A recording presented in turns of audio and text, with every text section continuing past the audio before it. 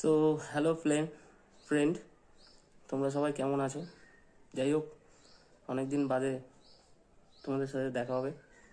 তো আমার এই লার্ন টেক চ্যানেলে স্বাগত জানাই।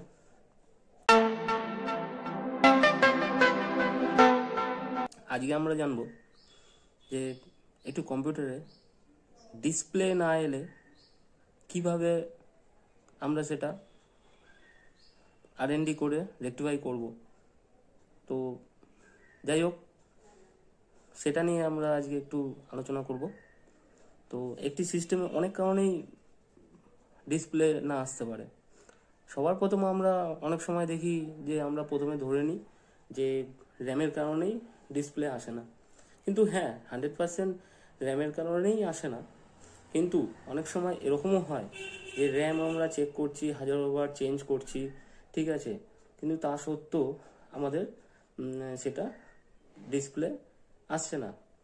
কিন্তু কি হয় যে বারবার দেখবেন যে মাদারবোর্ড থেকে যদি কোনো কারণে তিনটে বিপ সাউন্ড, আমরা দেখি যে তিনটে বিপ সাউন্ড যদি মাদারবোর্ড থেকে যদি আসে, তাহলে আমরা বুঝবো যে মাদারবোর্ড ওকে আছে।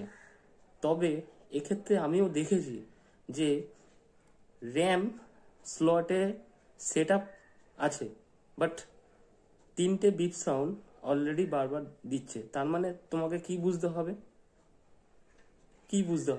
তার মানে আমাকে বুঝে নিতে হবে যে র্যাম ওকে আছে, র্যামের যে স্লটটা সেটার একটা ইস্যু আছে। তখন আমাকে ওই র্যাম স্লটের ওপর কাজ করতে হবে, ঠিক আছে।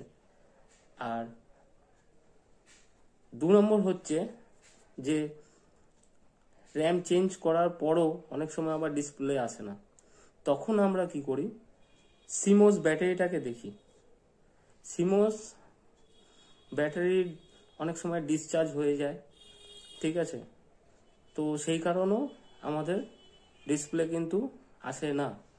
তখন ওই সিমোস ব্যাটারি আমাদেরকে চেঞ্জ করে নিতে হয়।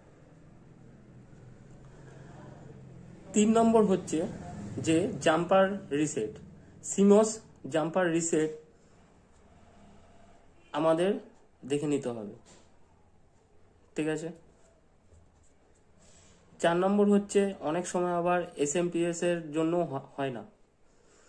আমাদের SMPS কেও আবার চেঞ্জ করে দেখে নিতে হবে যে SMPS এর জন্য অনেক সময় আমাদের ডিসপ্লে নাও আসতে পারে, ঠিক আছে। এটা খুব লেয়ার কেস এরকম হয় যে SMPS এর জন্য ডিসপ্লে আসে না, বাট তোমার পাওয়ার ঠিকঠাক সাপ্লাই হয়, ঠিক আছে। তখন তোমরা হয়তো বুঝবে যে হ্যাঁ, র্যামের জন্যই হচ্ছে না। কিন্তু এর অনেকগুলো মেথড আছে, এই মেথডগুলোকে তোমাকে স্টেপ বাই স্টেপ তোমাদেরকে দেখে নিতে হবে, ঠিক আছে। যাই হোক, আজকে এই ছোট্ট একটা ভিডিও আর কি তোমাদের সাথে আলোচনা করলাম। যদি ভালো লেগে থাকে লাইক করবে, শেয়ার করবে, সাবস্ক্রাইব করবে, ঠিক আছে। আজকে এই ছোট্ট টাইমসের ওপরই আমি শেষ করলাম।